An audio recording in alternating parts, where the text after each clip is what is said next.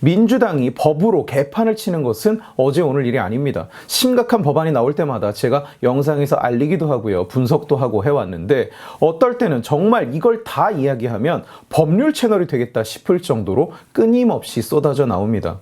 윤통은 거부권을 가장 많이 행사한 대통령이라고 합니다. 그리고 거부권이 행사될 때마다 민주당 측은 독재 프레임을 씌워왔어요. 그러나 100번 양보해서 정치적 쟁점인 법안은 자기들 입장, 민주당 입장은 다를 수 있다고 치더라도 객관적으로 쓰레기 같은 망국 법안이 너무나 많이 통과되어 왔습니다. 노란봉투법, 양곡관리법, 거부되지 않는 것이 더 이상한, 나라의 미래를 생각한다면 거부 안 하는 게 잘못인 그런 쓰레기들이 버젓이 표결을 통과해서 법안이랍시고 올라갑니다. 대통령 탄핵 소추안이 통과되고 총리가 권한대행이 된 지금 이 상황에서도 민주당은 그 짓을 멈추지 않고 있어요. 심지어 양곡관리법은 거부되고 나서 또 발의하고 또 통과시켜서 또 올려놓은 상태입니다.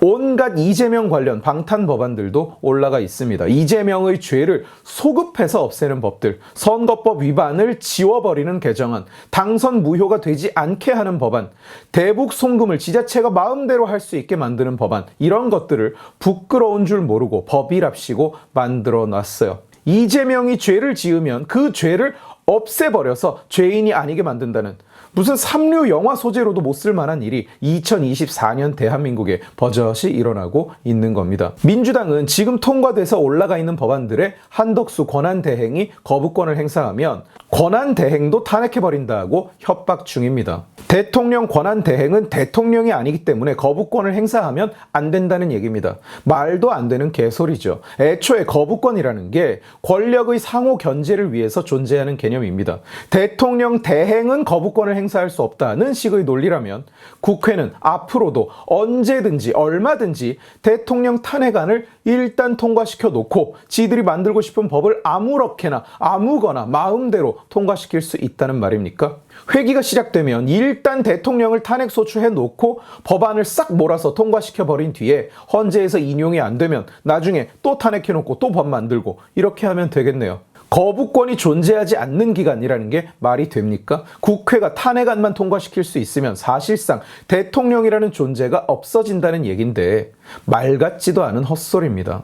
그런데 이번 이 법안, 국회 증언법은 오히려 민주당이 거부권을 좀 써줬으면 하고 바라고 있다고 합니다. 그 정도로 막장이고 그 정도로 엉터리 법입니다. 민주당 내부에서조차 이건 한 치 앞도 내다보지 못한 법안이다, 이렇게 말이 나올 정도로 국회에서의 증언, 감정 등에 관한 법률 개정안, 줄여서 국회 증언법입니다. 이번 국회가 시작되자마자 정청래가 발의를 했고요. 그 뒤로 민주당에서 김용민, 박주민, 민형배 등등이 9개를 더 내놔서 총 10개입니다.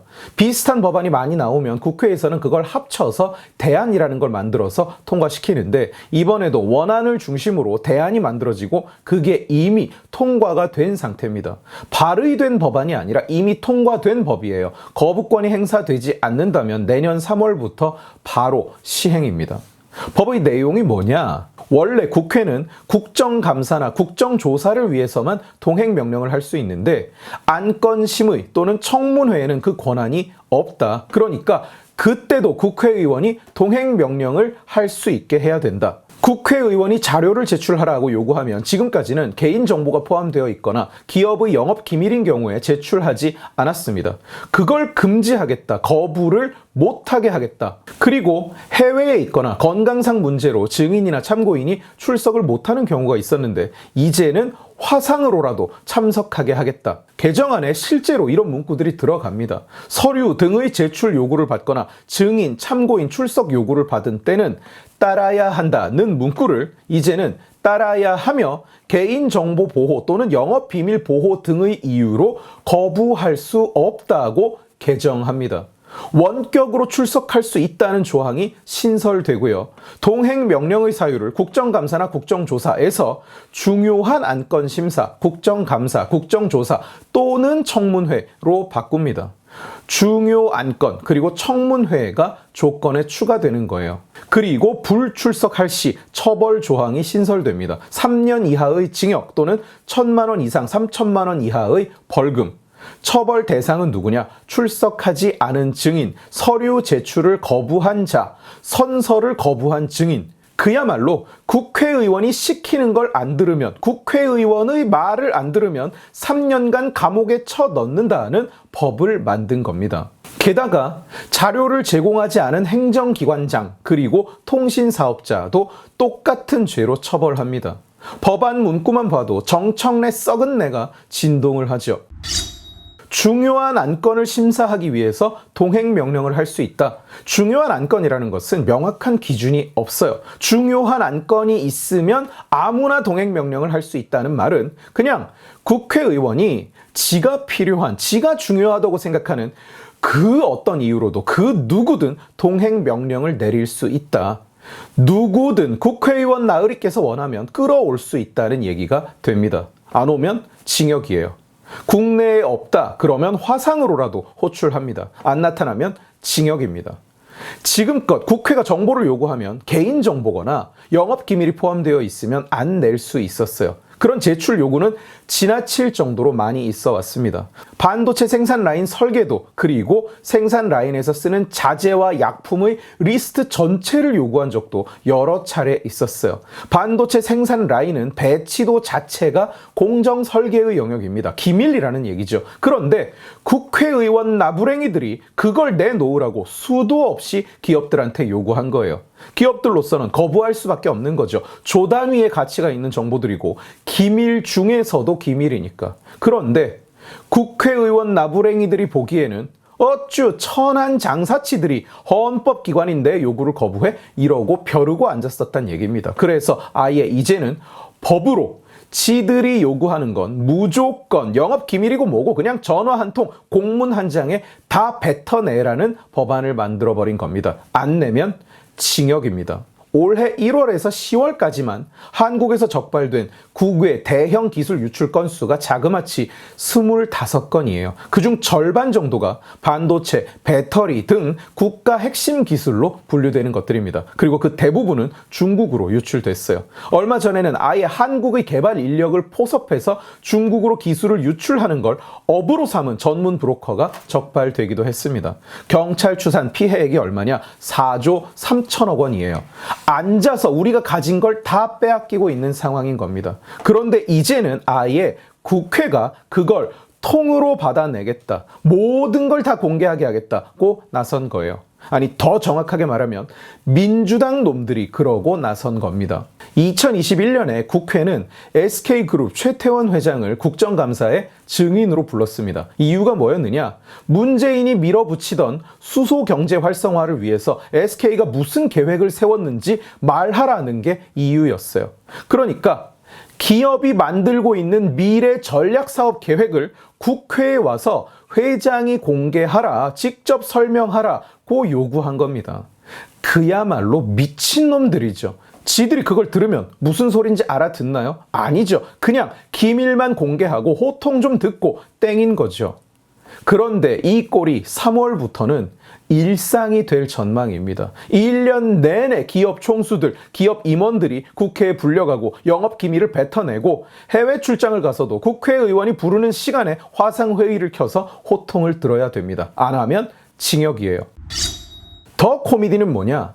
이게 기업인들만 대상이 아닙니다. 왜 민주당에서 거부권을 기다린다는 말이 나오느냐? 이 동행명령의 대상에는 행정기관과 정부가 포함되기 때문이에요. 민주당은 곧 정권이 바뀌고 자기들이 여당이 될 거라고 기대하는 중입니다. 그런데 여야가 바뀌고 공수가 교대되면 이제는 야당인 국힘당이 민주당 정부를 사사건건 불러다 놓고 족치고 자료를 내놓으라고 요구하는 게 가능하다는 얘기예요. 그걸 거부하면 고발하고 처벌합니다. 징역이에요. 심지어 기관장도 같이 징역입니다. 그래서 민주당 내에서조차 한치 앞도 내다보지 않고 법안을 만들었다는 비판이 나오는 겁니다. 민주당 내부의 여러 사람이 언론에 이 법이 말도 안 된다고 거부권을 행사해 줬으면 싶다고 이야기하고 있는 중이에요. 거부권 행사하면 우리는 반발하는 신용만 좀 하다가 말 거라고요. 같이 올라가 있는 양곡관리법도 마찬가지입니다. 거부된 걸 또 악다구니를 쓰면서 올려놨는데 실상은 양곡관리법은 말도 안 되는 미친 법이라서 문재인 정부 때도 민주당이 추진하다가 정부에서 반대를 해서 못한 법입니다. 통과되면 정부의 골칫거리가 됩니다. 윤석열 정부 때는 이게 통과돼서 경제를 망치고 정부의 골칫거리를 안겨주면 민주당의 이익, 거부권을 행사해서 독재자라고 비난할 수 있어도 이익, 그야말로 꽃놀이패였는데 이제 지들이 정권을 가져올 거라고 생각하니까 도저히 이 법을 감당할 자신이 없는 거예요. 그러니 겉으로는 거부하지 말라고 탄핵하겠다고 떠들어도 속내는 제발 거부해 주쇼 하고 바라고 있다는 얘기입니다. 계엄령을 가지고 민주당은 물 만난 고기 마냥 신나서 떠들어대는 중입니다. 이재명은 이미 대령통을 넘어서 지가 황제가 된 것처럼 굴고 있어요. 그런데 양심이 있다면 민주당이 이 사태에 대해서 책임이 없다고 할 수 있을까요?